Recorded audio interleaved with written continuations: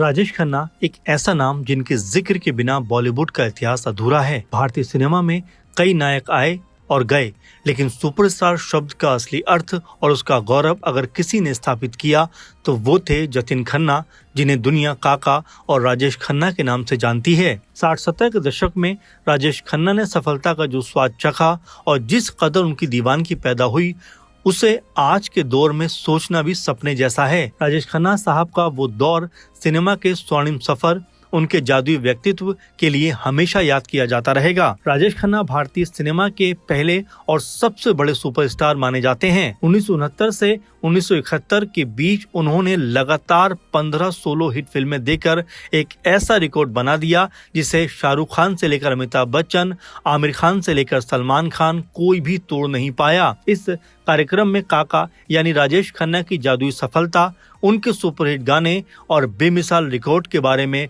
विस्तार से चर्चा करेंगे। राजेश खन्ना का बॉलीवुड डेब्यू। बॉलीवुड के पहले सुपरस्टार कहे जाने वाले राजेश खन्ना का जन्म 29 दिसंबर साल 1942 में पंजाब के अमृतसर में हुआ था। अपने एक्टिंग करियर में इन्होंने एक से बढ़कर एक सुपरहिट फिल्में दी। राजेश खन्ना ने साल 1966 में फिल्म आखिरी खत से बॉलीवुड में एंट्री की थी। इसके बाद साल 1969 में शक्ति सामंत की फिल्म आराधना ने इन्हें रातों रात सुपरस्टार बना दिया। फिर इन्होंने 1969 से 1971 तक लगातार 15 सुपरहिट फिल्में दी। राजेश खन्ना बॉलीवुड के पहले सुपरस्टार। राजेश खन्ना से पहले भी दिलीप कुमार, राज कपूर, देव आनंद जैसे महान अभिनेता रहे, जिन लोगों का बहुत प्यार मिला, लेकिन सुपरस्टारडम की जो लहर राजेश खन्ना के साथ आई वो अभूतपूर्व थी। उनकी लोकप्रियता का आलम यह था कि लड़कियां उनकी सफेद कार को अपनी लिपस्टिक से लाल कर दिया करती थी। उनकी एक झलक पाने के लिए उनके फैंस घंटों इंतजार किया करते थे।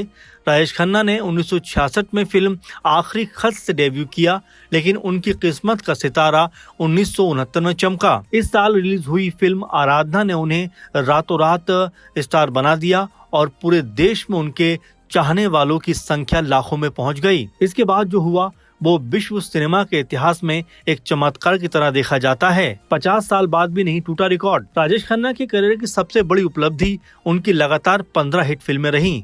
1969 से 1971 के बीच का ये समय राजेश खन्ना युग के नाम से भी जाना जाता है। इन तीनों सालों में उन्होंने एक के बाद एक सुपरहिट फिल्में दी और इन फिल्मों ने बॉक्स ऑफिस के सारे समीकरण बदल दिए। अगर इन 15 फिल्मों के नामों की बात करें तो वो इस प्रकार थे। 1969 में आई आराधना, 1969 की डोली, 1969 की बंधन, इत्तेफाक 1969, दो रास्ते 1969, खामोशी 1969, सफर 1970, द ट्रेन 1970, कटी पतंग 1970, सच्चा झूठा 1970, आन मिलो सजना 1970, महबूब की मेहंदी 1971, छोटी बहू 1971, आनंद 1971, हाथी मेरे साथी 1971, मर्यादा 1971 और अंदाज जो 1971 में रिलीज हुई। आज के समय में जब बड़े बड़े सुपरस्टार की फिल्में फ्लॉप हो रही हैं, तब राजेश खन्ना के रिकॉर्ड किसी हिमालय की चोटी की तरह अडिग खड़ा है। अमिताभ बच्चन, खान त्रिमूर्ति यानी शाहरुख, सलमान, आमिर समेत आज के युवा स्टार्स में से कोई भी इस जादुई आंकड़े के करीब तक पहुंचता हुआ नजर नहीं आता है। फिल्म आनंद को अमर कर दिया। अगर राजेश खन्ना के करियर की सबसे बेहतरीन फिल्म की बात की जाए तो वो निस्संदेह डायरेक्टर ऋषिकेश मुखर्जी की फिल्म आनंद रही, जो 1971 में रिलीज हुई थी। इस फिल्म में उन्होंने एक कैंसर पीड़ित व्यक्ति का किरदार निभाया, जो अपनी मौत के करीब होते हुए भी जिंदगी को भरपूर जीता है। फिल्म का एक डायलॉग, बाऊ मोशाय जिंदगी बड़ी होनी चाहिए, लंबी नहीं, आज भी हर पीढ़ी के लिए प्रेरणा का बड़ा स्रोत माना जाता है। इस फिल्म में उनके साथ अमिताभ बच्चन भी थे, लेकिन पूरी फिल्म में राजेश खन्ना के करिश्मे और उनके हंसते हुए चेहरे ने दर्शकों को इस कदर बांधा कि फिल्म के अंत में हर दर्शक की आंखें नम हो जाती हैं। ये फिल्म राजेश खन्ना के अभिनय कौशल का सबसे बड़ा प्रमाण माना जाता है। संगीत और राजेश खन्ना का रिश्ता। राजेश खन्ना की सफलता में संगीत का बहुत बड़ा हाथ रहा, विशेष रूप से आर डी बर्मन का संगीत और किशोर कुमार की आवाज। ये तीनों एक साथ आते तो संगीत के सबसे ऊंचे पायदान पर नजर आते। मेरे सपनों की रानी कब आएगी तू, रूप तेरा मस्ताना, ये जो मोहब्बत है, प्यार दीवाना होता है और जिंदगी एक सफर है सुहाना जैसे गानों ने उन्हें युवाओं का आइकन बना दिया था। किशोर कुमार की आवाज राजेश खन्ना के चेहरे पर इतनी सटीक बैठती थी कि लोगों को लगता था कि राजेश खन्ना खुद ही गाना गा रहे हैं। वहीं राजेश खन्ना के कुछ बेहद सुपरहिट गीतों से भी आपको यहाँ रूबरू कराते चलें। मेरे सपनों की रानी, ये गाना फिल्म आराधना का था। ये शाम मस्तानी, ये कटी पतंग का उनका बेहद हिट गीत था। कोरा कागज था ये मन मेरा, आराधना का ये गीत। रूप तेरा मस्ताना, ये भी आराधना का गीत। गुलाबी आंखें, ये द ट्रेन का गीत। जिंदगी एक सफर है सुहाना, अंदाज फिल्म का गीत। प्यार दीवाना होता है, ये गीत फिल्म कटी पतंग का था। एक अजनबी हसीना से, अजनबी फिल्म का ये गीत।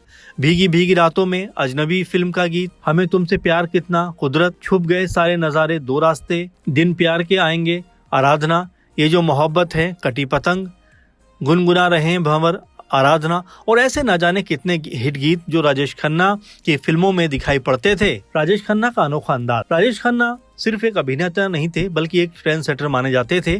उनका गुरु कुर्ता यानी साइड बटन वाला कुर्ता पूरे भारत में प्रसिद्ध हो गया था। उनकी गर्दन झुकाने की अदा, उनकी आंखों को झपकाने का तरीका और उनकी मुस्कुराहट, हर चीज एक स्टाइल बन गई थी। उनकी फिल्में केवल मनोरंजन नहीं थी बल्कि सामाजिक संवेदना को भी छूती थी। हाथी मेरा साथी ने बच्चों को उनका दीवाना बना दिया तो अमर प्रेम और सफर ने गंभीर सिनेमा प्रेमियों का दिल जीत लिया। फिल्मों के लिए राजेश खन्ना की फीस बता दें, शुरुआती दौर यानी कि 1970 में राजेश खन्ना एक फिल्म के लिए लगभग 10 लाख रुपए चार्ज करते थे, लेकिन जैसे जैसे उनका स्टारडम बढ़ा यानी कि 1974 से 77 तक उन्होंने तकरीबन 20 लाख रुपए से 27 लाख रुपए चार्ज किए। इसके बाद 80 के दशक में उनकी फीस जो थी वो 50 लाख से 70 लाख तक पहुंच गई। दिलचस्प बात तो यह है कि वो केवल ऋषिकेश मुखर्जी के लिए अपनी फीस आधी किया करते थे क्योंकि वो उनके सबसे पसंदीदा डायरेक्टर थे। राजेश खन्ना की लव स्टोरी। राजेश खन्ना अपने दौर में हर एक लड़की के दिल पर राज करते थे। कहा जाता है कि अपना प्यार जताने के लिए उन्हें लड़कियां खून से खत भेजती थीं। वहीं राजेश खन्ना का दिल एक लड़की के लिए धड़कता था। राजेश खन्ना ने एक्ट्रेस अंजू महेंद्रू को 7 साल तक डेट किया, लेकिन फिर 1972 में उनका ब्रेकअप हो गया। वहीं ब्रेकअप के बाद राजेश खन्ना ने एक्ट्रेस डिम्पल कपाड़िया से शादी कर ली। ऐसा भी कहा जाता है कि राजेश जानबूझकर अपनी बारात अंजू के घर से के बाहर से लेकर गए थे। बता दें, शादी के समय राजेश खन्ना की उम्र 32 और डिम्पल की उम्र महज 17 साल की थी।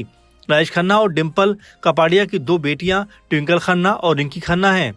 1980 के दशक की शुरुआत में रिश्तों में तनाव आने के कारण राजेश खन्ना और डिम्पल कपाड़िया अलग हो गए थे। स्टारडम के बाद करियर का ढलान। कहते हैं समय कभी एक जैसा नहीं रहता।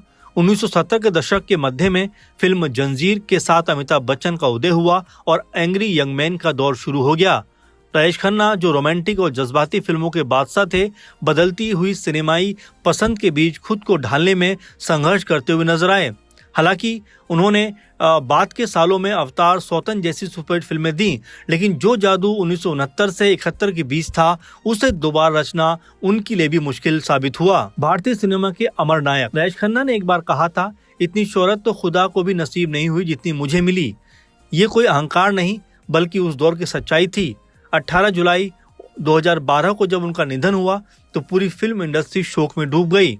उनकी अंतिम यात्रा में उमड़ी भीड़ ये साबित कर रही थी कि भले ही फिल्में पुरानी हों, लेकिन राजेश खन्ना का जलवा और उनका जादू सुपरस्टार से आज भी कम नहीं। राजेश खन्ना का 15 हिट फिल्मों का रिकॉर्ड केवल आंकड़ा भर नहीं है बल्कि ये उस प्यार और पागलपन की कहानी है जो भारत की जनता ने अपने पहले सुपरस्टार को दिया था।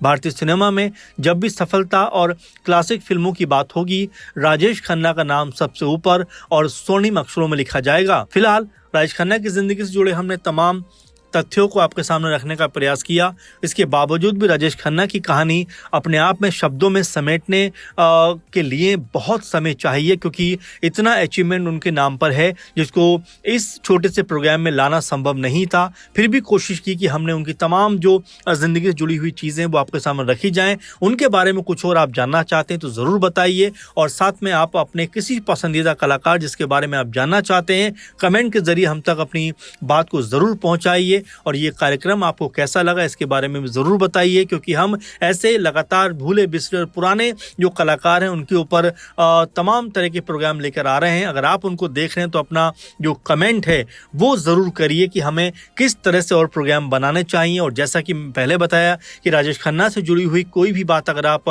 विस्तार में जानना चाहते हैं तो उसको भी ज़रूर कोट करिए। फिलहाल के इस कार्यक्रम में इतना ही। आप लगातार बने रहें। धन्यवाद।